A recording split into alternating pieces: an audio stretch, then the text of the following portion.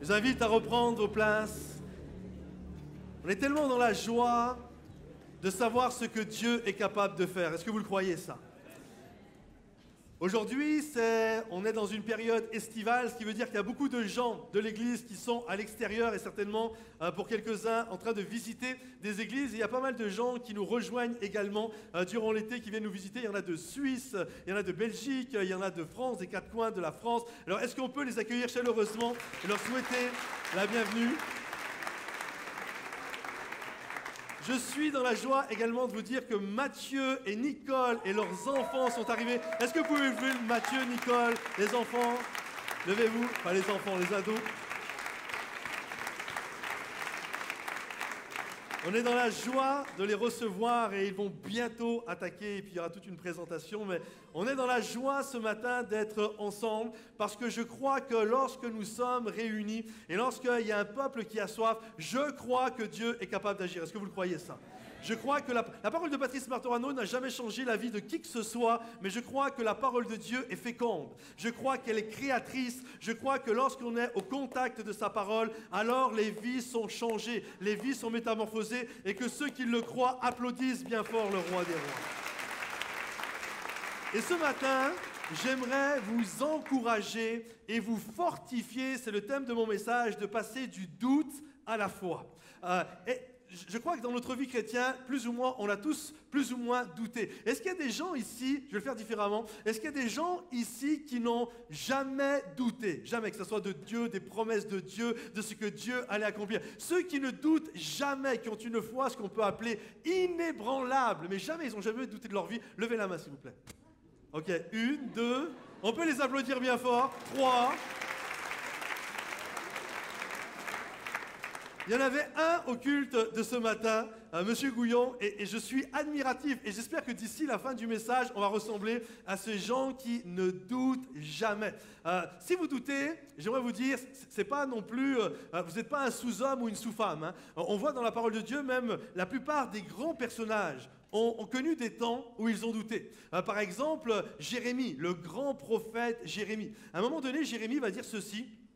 En s'adressant à Dieu, il vit tellement des moments difficiles, il va dire au Seigneur, mais ne serais-tu pas pour nous comme une source dont les eaux ne sont pas sûres? Quand on sait que dans la Bible, Dieu est représenté comme une source d'eau vive, vous imaginez un peu le doute de tout ce qui est en train de vivre Jérémie. À un moment donné, c'est tellement compliqué tout ce qu'il vit, il est ébranlé à un tel point qu'il lève ses yeux au ciel, et il dit, mais finalement, est-ce que tu n'es pas pour nous comme une source dont les eaux ne sont pas sûres? Peut-être quelque chose qui n'est pas stable, il y a un vrai doute qui est dans son cœur. On voit que Moïse, le grand Moïse, on voit qu'à un moment donné, lorsqu'il est dans le désert et que Dieu lui apparaît, le buisson ardent, et la voix se fait entendre au milieu du buisson, et il appelle Moïse à un appel extraordinaire. On voit que Moïse est en plein doute. Hein. Non, c'est pas moi. Hein. Non, tu t'es trompé là. Moi, j'ai la bouche embarrassée, je bégaye, etc. Et on voit, il fait plein d'objections, et on voit que Dieu est obligé d'y aller argument par argument pour convaincre Moïse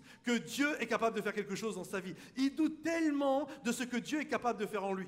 On voit Gédéon, et je pourrais prendre tous les personnages de la Bible hein, quasiment, on voit Gédéon, à un moment donné, l'ange de l'Éternel vient le voir, et il lui dit « Salut, vaillant héros !» Je suis sûr que Gédéon, il a dû se retourner, « C'est à moi que tu causes là ?» Il y a un doute et on le voit, Gédéon doute vraiment. Et ça nous arrive de passer, de vivre des temps de doute. Et j'aimerais vous fortifier, vous encourager, afin que ce matin on puisse partir dessus en disant « Je veux passer du doute à la foi. Je crois que Dieu veut faire quelque chose dans ma vie. Je crois que les promesses de Dieu sont inébranlables. Ce ne sont pas des sables mouvants, mais ce sont littéralement, c'est le rocher. C'est un roc sur lequel je peux poser mes deux pieds et Dieu va agir. Et que ceux qui le croient disent « Amen ». Et applaudissent le roi des rois. Je crois ça. Donc le titre du message de ce matin, c'est du doute à la foi. Et on va regarder une histoire. C'est l'histoire d'un couple qui vient d'un petit village qui s'appelle Sunem, dans la parole de Dieu. En Israël, s'appelle Sunem. Et c'est un couple qui aime Dieu. Et là, il y a un prophète qui passe régulièrement du nom de Élisée. Voici leur histoire. On va lire ensemble ce récit des gens qui sont passés du doute à la foi. Un jour, Élisée passait par Sunem. Il y avait là une femme de haute condition qui insista pour qu'il accepte de manger. Chaque fois qu'il passait par là, il se rendit désormais chez elle pour manger. Et elle dit à son mari, « Vois-tu, je sais que cet homme qui passe toujours chez nous est un saint homme de Dieu. » C'est pas rigolo, c'est pas quelqu'un qui parle et c'est léger. Il y a quelque chose, il y a une profondeur. Ces paroles sont vraiment, ça sort vraiment de l'Esprit de Dieu. Faisons une petite chambre indépendante et mettons-y pour lui un lit, une table, un siège et un chandelier, afin qu'il puisse s'y retirer, prier, travailler certainement, et quand il viendra chez nous. Élisée revint un jour dans la région. Il se retira dans la chambre à l'étage. Il y coucha et il dit à son serviteur Géasi, « Appelle cette Sunamite. » Géasi l'appela et elle se présenta devant lui.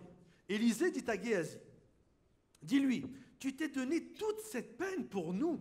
Que pouvons-nous faire pour toi? Faut-il parler en ta faveur, au roi ou au chef de l'armée ?» Elle répondit, « Je vis bien tranquillement au milieu de mon peuple. En d'autres termes, ça va, ça se passe bien. » Élisée dit, « Que faire pour elle ?» Géasi répondit, « En fait, elle n'a pas de fils, et son mari est vieux. » Élisée dit, « Appelle-la. » Géasi l'appela, et elle se présenta à la porte. Élisée lui dit, « À la même époque, l'année prochaine, tu embrasseras un fils. » Elle répondit, « Non, mon Seigneur, homme de Dieu, ne déçois pas ta servante. » Premièrement, ce matin, vouloir croire sans y oser. Je veux y croire, mais je n'ose plus y croire. Comprenez-vous? Je désire croire que Dieu est capable, mais en même temps, je n'ose plus parce que ça fait tellement mal. Ce récit, cette histoire est tellement touchante et tellement parlante. Il y a cet homme de Dieu, Élisée, qui passe régulièrement par Sunem. Il y a cette famille de cette femme qui est mariée avec un homme un peu plus âgé et qui n'arrive pas à avoir d'enfant, mais lui, il passe et elle, c'est ce qu'on a lu, elle vit bien tranquillement, ça se passe bien au milieu de son peuple. Et là, elle est d'autres conditions, elle a de l'argent, elle peut recevoir. Et là, elle veut partager, elle l'invite à venir, ça se passe bien. Certainement que les conversations sont très intéressantes, à tel point que Élisée, à chaque fois qu'il y retourne, à chaque fois qu'il passe par Sunem, il veut manger chez elle. Il veut manger chez ce couple-là. Et là, cette femme, elle a une idée. Ils sont bien installés, ils sont confortables. Elle dit à son mari, hey, on pourrait faire au fond du jardin une petite dépendance, un petit B&B là, spécial pour l'homme de Dieu. Et là, c'est ce qu'ils font. Ils aménagent une pièce, ils le meublent de manière sobre, mais quand même bien pour qu'il puisse se reposer, se retirer, travailler tranquillement en paix. Et là, l'homme de Dieu vient, Élisée vient, et il est tellement béni. Il faut savoir que Élisée, c'est un homme d'influence. C'est un homme qui connaît le roi, c'est un homme qui connaît le ministre de l'armée. Vous imaginez? C'est comme si au milieu de nous ce matin, il y a quelqu'un qui connaît là, personnellement le président et le ministre de l'armée de France. Tu as une influence. Et là, Élisée a cette influence et il voit cette femme, il dit, elle me bénit. Et du fait qu'il est béni, il veut rendre l'appareil.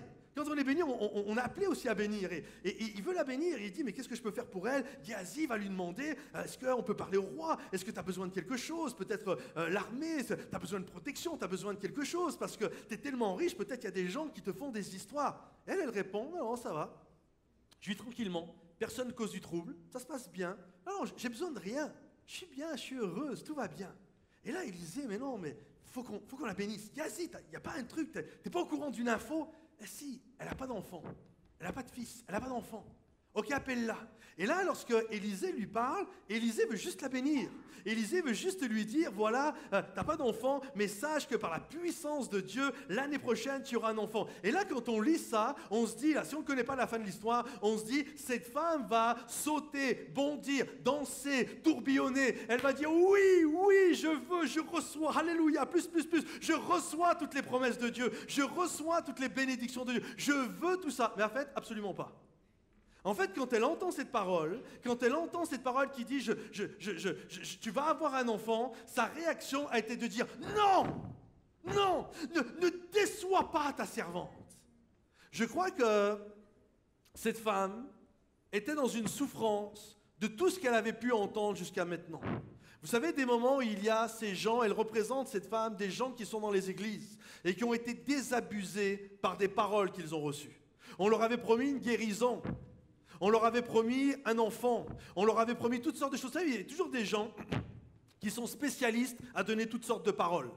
Moi, je me souviens, dans l'église où je suis né spirituellement, je me souviens un jour, il y avait, juste avant que j'arrive, ça s'est passé juste avant ma conversion, il y avait un jeune homme qui avait 18 ans, Il était gravement malade. Et les parents étaient désemparés et vraiment dans la souffrance de ce qu'ils pouvaient vivre. Et ils savaient que leur fils devait mourir et ils s'y préparaient et ils priaient le Seigneur que les choses puissent se passer, que Dieu puisse guérir leur cœur, etc. Puis un jour, il y a une personne qui a été les voir en disant « Oui, le Seigneur m'a parlé cette nuit, ton fils ne va pas mourir. » Vous imaginez les parents, c'est waouh, génial, une parole de Dieu sur laquelle s'accrocher. Et là, ils étaient heureux dans la chambre, ils se sont mis à glorifier Dieu, etc., etc. 3 jours après, l'enfant est mort. Comment vous dire, ces gens, la manière dont ils ont été brisés? Aujourd'hui, ils ne sont même plus à l'église. Il ne faut même plus leur parler. Il ne faut même plus leur parler de ce que les chrétiens racontent. Il y a cette réalité parfois d'un peuple et d'hommes et de femmes qui sont au milieu de nous, qui ont été complètement désabusés. De personnes qui sont venues au nom du Seigneur et qui ont donné toutes sortes de paroles. Et là, lorsque Élisée arrive et qu'il dit à cette femme, « Tu vas avoir un enfant », on sent la souffrance de cette femme, de tout ce qu'elle a pu passer. C'est comme cette femme, elle est arrivée à un moment donné, elle a espéré. J'ai tellement espéré. C'est comme, on entend toute son histoire. J'ai espéré l'avoir, cet enfant. Et puis des gens venaient m'activer en me disant, tu vas l'avoir, il va se passer ça. On venait me donner une parole, etc. Elle était tellement, et à chaque fois l'espérance remontait. Et à chaque fois, et à un moment donné, j'imagine que cette femme a fait son deuil. Elle a réussi à accepter le fait qu'elle n'en aura pas. Elle a réussi, c'est tant bien que mal, elle a réussi à dire, ok, c'est bon maintenant, j'écoute plus toutes ces paroles, le temps a passé, mon mari est devenu vieux, etc. Ok, c'est terminé. Maintenant, je passe à autre chose. Et c'est ce qu'elle dit, je vis tranquillement, au milieu du peuple. Je viens à l'église et je vis ma vie tranquille. J'aime Dieu, je suis toujours là, malgré tout ce qu'on a pu dire, malgré toutes les blessures, les coups que j'ai pris, les fausses espérances. Je suis toujours là, ça se passe, je suis là quand même. Et là arrive un homme de Dieu du nom d'Élisée. Et cette femme, tout ce qu'elle avait enfoui de ses blessures, cet homme arrive et il lui demande rien. Il lui dit juste, l'année prochaine, il ne dit pas est-ce que tu veux ou est-ce que tu ne veux pas. Il lui dit, l'année prochaine, tu auras un enfant, tu embrasseras un fils. Vous comprenez la souffrance de cette femme? Non! Réveille pas l'espoir. Réveille pas ces choses. Oh non, ne déçois pas. J'ai tellement été déçu. J'ai cru qu'un tel allait être guéri. J'ai cru que j'allais avoir mon enfant. J'ai cru que j'allais avoir cet emploi. J'ai cru que j'allais avoir... Non, arrête de me dire ça. J'ai réussi à passer à autre chose. C'est tellement blessant pour moi d'entendre ça. J'aimerais vous dire, au-delà, et si tu peux mettre l'autre diapo, si ça fonctionne, l'erreur, mes amis, ne doit jamais nous voler ce qui est éternel. Ce n'est pas parce qu'il y a des gens qui ont joué aux apprentis prophètes. Ce n'est pas parce qu'il y a des gens qui ont joué à toutes sortes de c'est à la mode, je te sors ceci, je te sors cela, et que tu as pris plein de coups, que la parole de Dieu n'est pas puissante et que notre Dieu n'est pas le Dieu du miraculeux. Au-delà de toutes les erreurs, au-delà de toutes les bêtises, au-delà de tous les farfelus qu'il peut y avoir, j'aimerais vous dire, mon Dieu est puissant, mon Dieu est le Dieu des miracles, et que tous ceux qui le croient applaudissent bien fort. Je crois. Et cette femme représente plein de gens au milieu de l'église, représente plein de gens que j'ai été blessé. Viens pas réveiller cet espoir. Elle voulait certainement y croire, mais en même temps, elle n'ose plus espérer. C'est comme, j'ai toujours foi en Dieu, mais je crois que c'est pour les autres. Moi, non, ça ne peut pas fonctionner avec moi.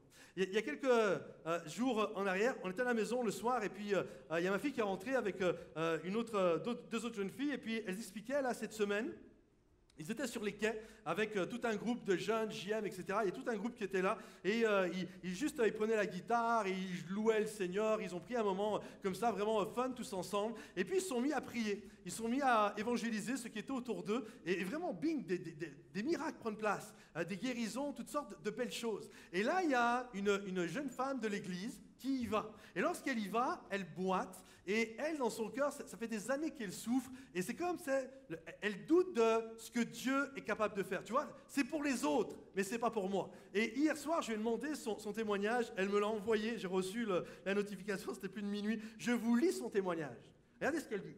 Bonsoir Patrice, je m'appelle Félana. Ça fait environ 7 ans que j'ai des tendinites aux pieds. On a prié maintes et maintes fois pour ma guérison. Mais je n'ai jamais vu de miracle sur ce sujet. Donc je doutais beaucoup aussi du fait que Dieu pouvait encore guérir malgré les témoignages que j'entends. Je priais souvent sur ce sujet. Je disais, Dieu, je veux voir le miracle de la guérison, pas juste l'entendre des autres. Donc, avant de rejoindre le groupe sur les quais, avec mon ami, j'avais vraiment très mal, jusqu'à boiter pour marcher. Et encore là, elle voit toute l'équipe de jeunes qui est là, et eux, ils étaient en train de raconter qu'ils venaient de prier pour des gens et qu'il y avait eu des guérisons. Okay. Donc, elle entend beaucoup parler de toutes ces expériences. Et elle dit ceci, j'étais tellement affligé de voir que Dieu agisse beaucoup pour les autres, mais pas pour moi. Au début, elle doute, ensuite, elle est affligée. Et à ce moment-là, je voulais partir. Littéralement, elle voulait partir. Puis, une amie a balancé mon nom. J'aime les amis comme ça. Vous savez, quelqu'un veut passer incognito. Elle est là, c'est elle. Il faut prier pour elle. Elle a balancé mon nom en disant qu'il fallait prier pour moi, car j'avais trop mal aux pieds. Puis, ils sont venus prier pour moi. Dans ma tête, c'était encore, oh, ils vont prier, mais ça ne va rien faire comme d'hab. Ils posaient leurs mains sur mes pieds, et tout au long de ces prières, je sentais une chaleur et douleur brûlante qui se compressaient de plus en plus dans ma jambe. Et puis vint la fin de la prière et la guérison. Je n'en revenais pas, je pouvais marcher normalement sans avoir mal. Que tous ceux qui croient que Dieu est capable d'agir applaudissent.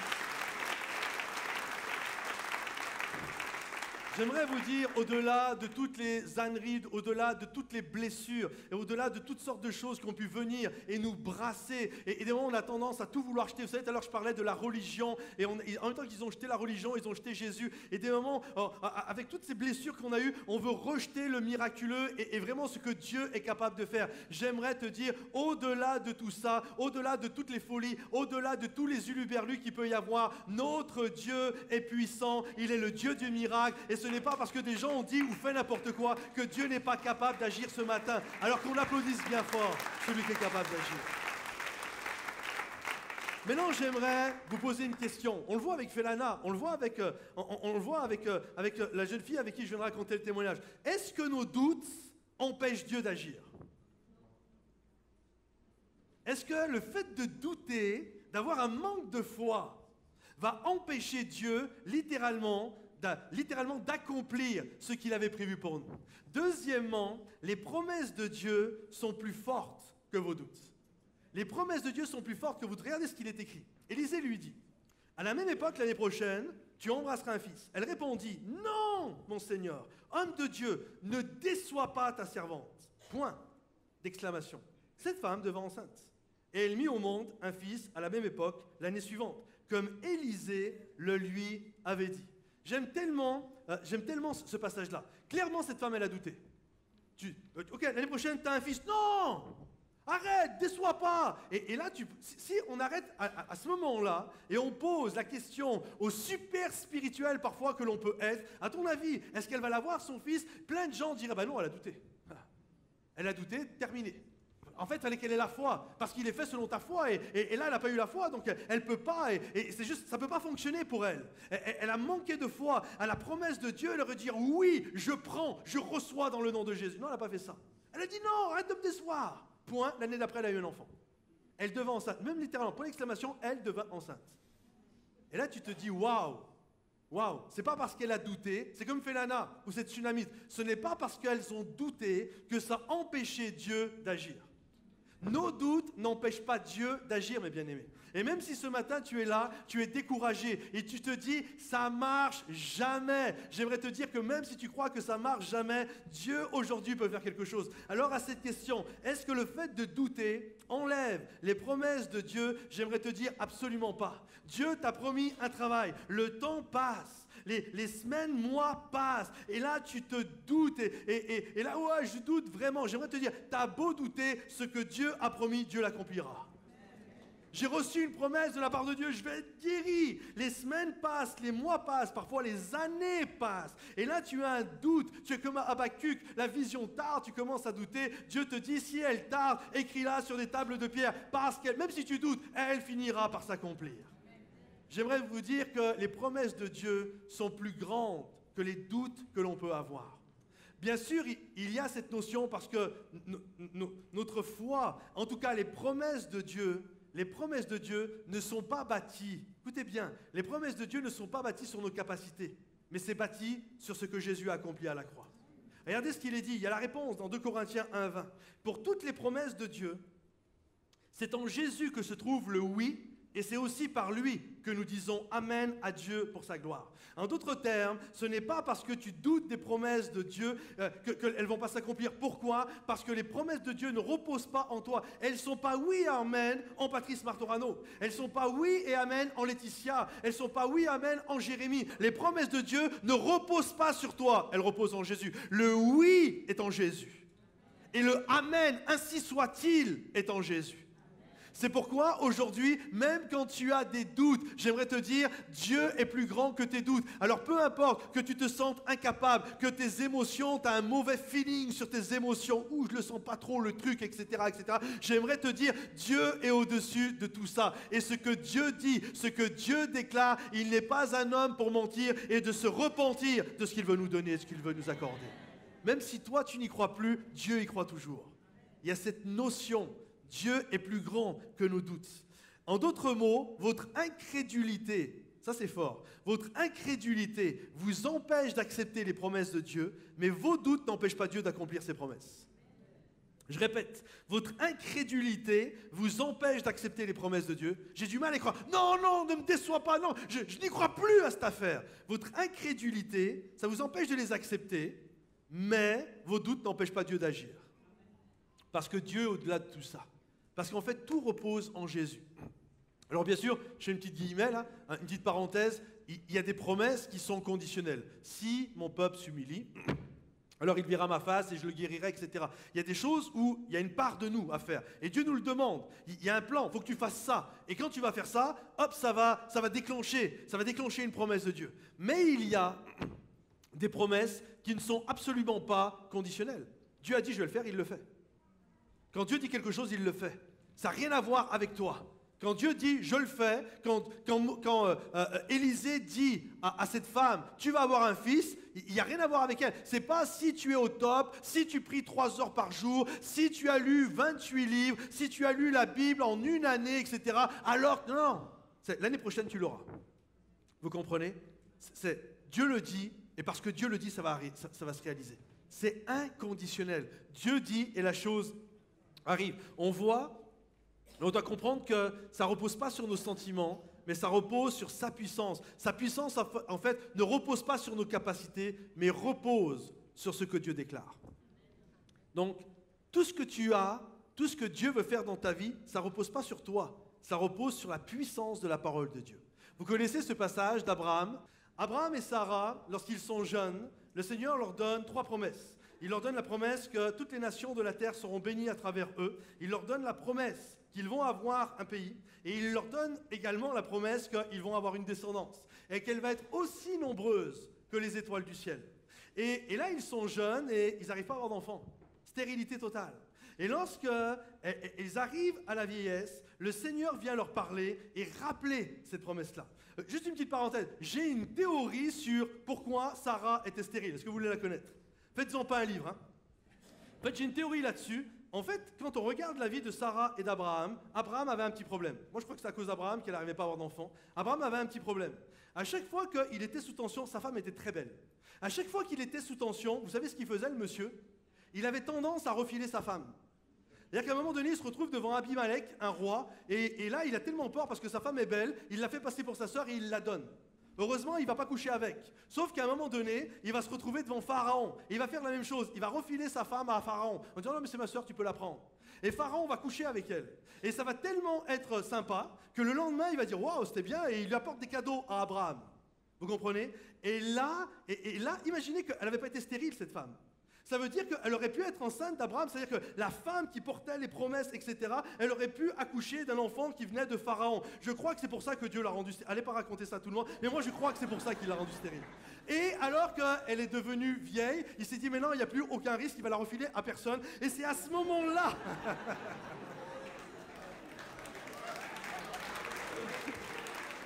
Elle avait 90 ans quasiment, la madame. C'est sûr qu'il n'allait pas la redonner à Pharaon. Et c'est là, je sais, il y en a qui oh, mais c'est ça. Et c'est là où elle va tomber enceinte. Et vous savez, quand le Seigneur va venir, écoutez bien, le Seigneur, quand il va venir et annoncer à Abraham qu'il va avoir un enfant, vous savez ce qu'elle fait, elle? Elle éclate de rire.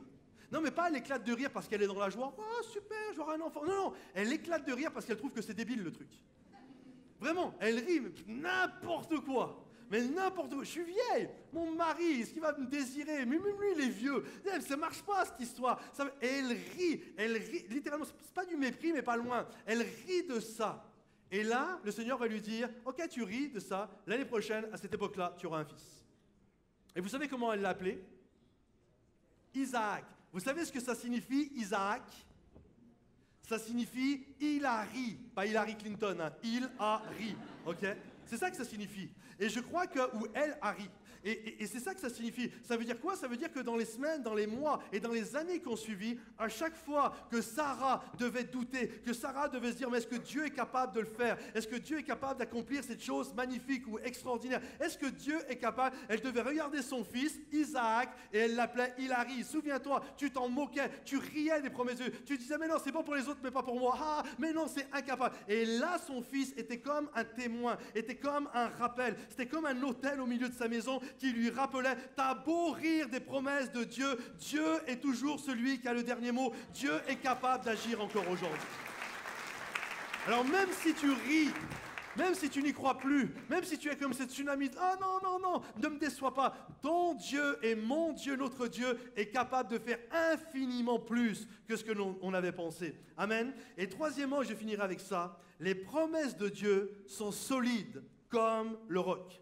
Cette femme devint enceinte, et elle mit au monde un fils, à la même époque, l'année suivante, comme Élisée le lui avait dit. L'enfant grandit. Un jour qu'il allait trouver son père vers les moissonneurs, il lui dit, « Ma tête, il souffle l'enfant, il est malade. Ma tête, ma tête. » Le père dit à son serviteur, « Amène-le à sa mère. » Ça n'a pas changé, hein. Je sais que tu as un gamin qui va pas bien. « Papa, va voir ta mère, c'est ça qui s'est passé. Amène-le à sa mère. » Le serviteur l'emporta et l'amena à sa mère. L'enfant resta sur ses genoux jusqu'à midi, puis il mourut.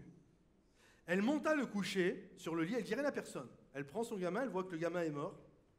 Elle le prend, elle monte à l'étage. Elle monte le coucher sur le lit d'Élisée, sur le lit de l'homme de Dieu. Elle ferma la porte derrière lui et sortit. Elle appela son mari et dit, elle ne dit même pas à son mari que l'enfant est mort. « Envoie-moi un de tes serviteurs et une ânesse. Je veux vite aller vers l'homme de Dieu et revenir. » Il demanda, « Pourquoi veux-tu aller aujourd'hui vers lui ?» Elle répondit, « Tout va bien. » Je me dis, waouh, les musiciens, est-ce que vous pouvez revenir s'il vous plaît? Je me dis, waouh, tout va bien. L'enfant vient de mourir et elle, qu'est-ce qu'elle dit? Elle dit, tout va bien. Regarde ton voisin et dis-lui, tout va bien. Vas-y, dis-lui, tout va bien.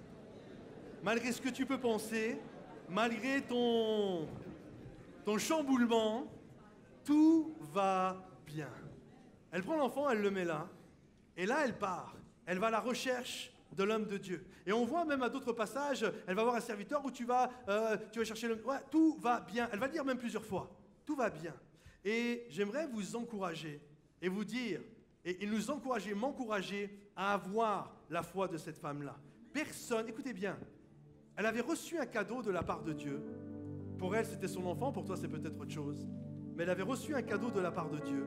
Et pour elle, c'était impossible qu'on vienne lui voler ce cadeau. Au début de l'histoire, elle pense et elle dit « Je ne peux pas avoir d'enfant ». Ça commence comme ça l'histoire. Je ne peux pas. C'est pas possible. Non, non. Ne me déçois pas. Non, je ne peux pas en avoir. T'as pas compris, Élisée? Je ne peux pas en avoir. Arrête de réveiller en moi de l'espoir. Je ne peux pas. À la fin de l'histoire, elle dit « Je ne peux pas perdre ce que Dieu m'a donné ». Elle commence « Je ne peux pas en avoir ». Et elle finit « Je ne peux pas le perdre. Je ne peux pas perdre l'enfant que Dieu m'a donné ». Et il y a cette notion d'hommes et de femmes qui réalisent que lorsque Dieu donne quelque chose, il n'est pas un homme pour reprendre ce qu'il nous donne. Il n'est pas un homme pour reprendre les dons. La Bible dit ceci, de nous reprendre les dons. Il n'est pas un homme pour se repentir de ce que Dieu a donné, de ce qu'il donne. Alors je réalise que c'est une promesse de Dieu. Je le reçois, je le prends, je marche avec. Et même si en ce moment les circonstances me font balloter de gauche et de droite, même si en ce moment j'ai l'impression de marcher dans des sables mouvants, j'aimerais vous encourager et vous dire tout va bien. Tout va bien. Tout va bien. Parce que les promesses de Dieu ne sont pas des sables mouvants. Les promesses de Dieu sont fortes comme le roc. C'est le rocher des siècles. Et on a bâti notre vie non pas sur des sables mouvants. On a bâti notre vie sur le rocher des siècles. On a bâti notre vie sur celui qui est immuable, sur celui qui ne change pas, sur celui qui n'a aucune ombre de variation. Tout change, tout s'effrite, tout s'use et tout se casse. Mais notre Dieu ne change jamais. Et ses promesses ne sont pas oui et amen en moi, elles sont oui et amen en Jésus. Et sa puissance ne vient pas de mes capacités, mais la puissance de sa promesse vient de la parole de Dieu qui a été accomplie à la croix. Alors je marche, même si tout chamboule autour de moi, je marche dans cette foi de croire que mon Dieu va être capable d'agir. J'ai fait d'ailleurs il y a 4-5 ans tout un message qui s'intitulait « Tout va bien » et qui était sur la dernière partie de cette histoire. Parce que cet enfant va ressusciter. Cet enfant Élisée va venir et il va prier pour lui. Je fais une histoire très courte et l'enfant va reprendre vie. Mais il y a cette qualité, cette femme marchait, même si son enfant était mort. Elle savait que Dieu allait agir. J'ai noté ceci, je finirai avec ça. La vraie foi ne change pas lorsque les circonstances changent. Si le Seigneur a dit ou promis quelque chose dans sa parole, ceci est la vérité. Restez confiants, tout va bien. Le Seigneur règne sur son trône. Le Seigneur règne, le Seigneur est au contrôle. Quand bien même, la Bible nous dit que même le jour du déluge, Dieu siégeait sur son trône. Dieu est sur son trône, tout va bien. Cette femme avait cette certitude, comme Abraham d'ailleurs. Vous savez, quand ils ont eu cet enfant Isaac, lorsqu'il l'a eu, c'était une promesse, un cadeau de Dieu. Dieu va demander quelque chose de particulier. Il va dire à Abraham, tu prends cet enfant et puis tu me l'apportes en sacrifice. Et on voit qu'Abraham ne sourcille pas, il s'exécute. Je ne sais pas comment vous êtes, vous, quand vous lisez cette histoire, mais moi, ça me rend inconfortable. Je dis quand même, Seigneur, tu l'as demandé, tu l'as promis, tu l'as donné à un enfant, qu'il a attendu pendant des décennies. Et le jour où il a un sacrifice, tu vois, puis c'est tellement loin de qui est Dieu, tu comprends pas vraiment. Et ce que je comprends encore moins, c'est de la manière dont Abraham s'est exécuté. C'est comme, il doute même pas. Ok Seigneur, tu me demandes ça, je vais le faire. Wow. Ça paraît spécial. Vous savez pourquoi il ne doutait pas? C'est comme cette tsunamite qui dit tout va bien. Je crois qu'Abraham montait avec son fils, montait la montagne où il allait avoir le lieu du sacrifice. Et je pense qu'Abraham, vous lui aurez posé la question et vous aurez répondu la même chose que la tsunamite. Tout va bien. Tout va bien. Dieu est au contrôle. Et on sait que quand il a voulu sacrifier l'enfant, Dieu a retenu son bras. Mais on trouve dans Hébreux chapitre 11 le pourquoi de ça. La Bible nous dit qu'Abraham était persuadé. Abraham avait tellement compris que Dieu n'allait pas reprendre la promesse qu'il lui a donnée. La Bible nous dit qu'Abraham était persuadé que Dieu allait ressusciter l'enfant. Tout comme cette tsunamite était persuadé qu'Élisée allait venir et que Dieu allait ressusciter l'enfant. Parce que cette tsunamite, comme Abraham, avait compris quelque chose de tellement fort. Ce que Dieu a donné, les promesses de Dieu sont oui et amen. Ce que Dieu dit, il l'accomplit. Ce que Dieu déclare, alors la chose arrive, elle existe. Et quand bien même les choses autour de moi, je commence à être le tumulte, je sais que Dieu va agir. Je sais que Dieu va agir. C'est pour ça qu'Abraham ne sourcille pas. C'est pour ça que cette tsunamite, quand on lui pose sa question, son fils vient de mourir, c'est bizarre. Tout va bien. Je sais que Dieu va agir. J'aimerais vous dire, mes bien-aimés, ce matin, Dieu va agir. Dieu va agir. Et vraiment, chaque personne qui est dans ce lieu, si ce matin tu es là et tu as été blessé par des gens qui t'ont sorti toutes sortes de prophéties, qui ont joué aux apprentis, sorciers, prophètes, ce que tu veux, et que tu t'es retrouvé comme cette tsunamite, je ne veux plus entendre parler de ces choses-là. J'aimerais te dire, le Seigneur veut guérir ton cœur, parce que Dieu n'en a pas fini avec toi. Et j'aimerais dire à chaque personne dont la foi s'est étiolée avec le temps, notre Dieu est celui qui ravive les braises. Il n'éteint pas le lumignon qui fume. Il ne brise pas le roseau qui est cassé. Mais littéralement, il souffle sur les braises afin que le feu de l'Esprit puisse revivre, puisse être revigoré dans notre vie et que tous ceux qui le croient disent Amen et applaudissent bien fort le roi de Dieu. Est-ce qu'on peut se lever à notre place? Levons-nous juste un instant à notre place. Est-ce qu'on peut étendre nos bras, nos mains devant le roi des rois? Et je dis, Seigneur, je m'abandonne à toi. je m'abandonne à tes promesses. Je m'abandonne, Seigneur, même si je ne comprends pas tout, même si les circonstances me font douter. Seigneur mon Dieu, je marche avec cette foi de croire, Seigneur, que tu es le Dieu de l'espérance et que l'erreur ne viendra pas voler ce qui est éternel. L'erreur ne viendra pas ôter ce que tu as prévu pour ma vie. Je sais que tu as un avenir et de l'espérance pour moi. Je sais que tu es celui, Seigneur mon Dieu, qui va accomplir tes promesses dans ma vie, Seigneur. Je sais que ta grâce n'en a pas fini avec moi. Alors je prie, mon Dieu et mon roi, pour chaque personne qui est dans ce lieu, ravive la foi, Seigneur mon Dieu. Guéris ceux qui ont été blessés, guéris ceux qui ont reçu des paroles qui les ont déchiquetées. Que ta grâce se manifeste, que ta puissance console dans le nom de Jésus. Et je prie que ceux qui attendent fermement, comme Habakkuk, Seigneur mon Dieu, parce que la vision tarde, qu'elle s'inscrive aujourd'hui sur les portes de leur cœur, Seigneur mon Dieu, qu'elle s'inscrive, Seigneur mon Dieu, et que ta puissance s'accomplisse dans le nom de Jésus, parce que tout a été accompli à la croix. Ta puissance et tes promesses ne reposent pas sur moi, mais reposent sur la croix, reposent sur le tout accompli de Jésus à la croix. Alors que ton nom soit élevé, Seigneur, que ton nom soit exalté, et que tous ceux qui croient au tout accompli de Jésus à la croix disent Amen et applaudissent le roi des rois et le Seigneur des seigneurs, et qu'on puisse chanter la croix seule me suffit ce matin, qu'on puisse le déclarer comme une confession de foi, comme une déclaration d'intention. Alléluia Jésus. Et l'espoir de mon âme,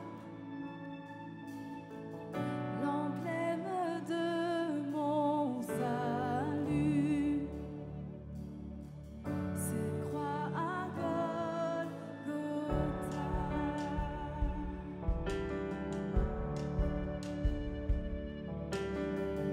Comment pourrais-je expliquer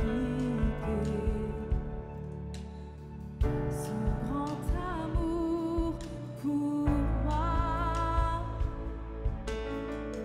que Jésus fut crucifié pour me donner la vie. La croix seule me suffit, rien d'autre je ne désire. Ce qui m'était si cher, je considère comme une perte, afin de te connaître. Tout ce que je possède est pour moi sans valeur, car j'ai mesuré le prix, et la croix seule me suffit.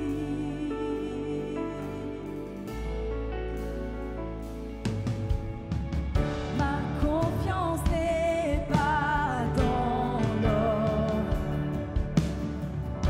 ni les richesses du monde. Ma confiance est en Jésus, en aucun autre nom. La croix seule me suffit, rien d'autre je ne désire. Ce qui m'était si cher, je considère comme une perte, afin de te connaître. Tout ce que je